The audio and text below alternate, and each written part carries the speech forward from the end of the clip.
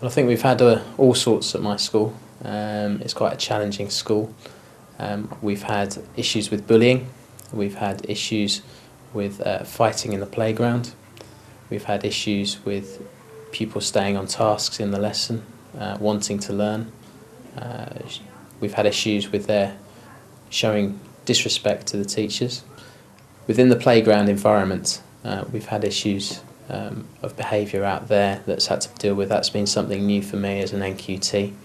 I've had to do duty for the first time, and the issues that have gone on in the playground, fighting, or even if it's just girls that have fallen out, something that needs to be resolved as quickly as possible, otherwise it impacts the rest of the day and teaching across the school. It might not just be my class, and that's something that I found fairly difficult to deal with effectively and quickly without the help of more experienced teachers.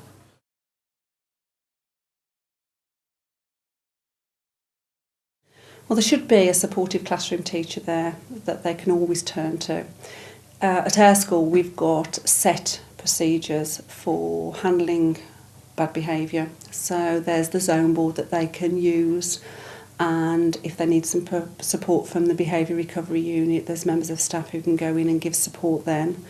There's also chances to go and observe experienced teachers teach, so they can pick up different tips.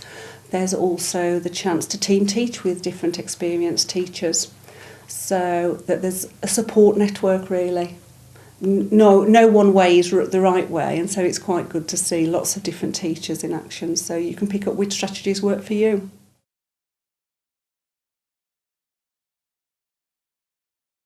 Again, it's setting clear expectations at the beginning of lessons, and ensuring that children are aware of what consequences and carrying out those consequences.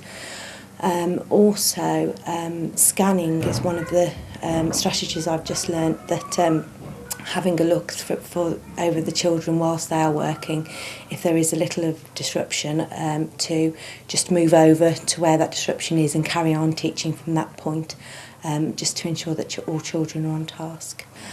Distraction tactics, if children with severe behavioural issues, if you feel they are coming into an outburst, distraction tactics are also quite useful. We have a behaviour system where we reward the top learners in the class with a merit. We call it the merit system. That's for a good piece of work or a good lesson. Each pupil in our class is required to get a credit for that lesson. That's what is expected. And the flip side of that as well, that they can get a warning system, 2 warnings, and then they lose that credit, which is considered quite serious. That would be a good strategy to use. We have a core value sheet, which are the class rules that we expect in our classroom and in our school, and that gets referred to, and it can be an ultimate sanction that they can take those away and write at home what is expected in the classroom and across the school.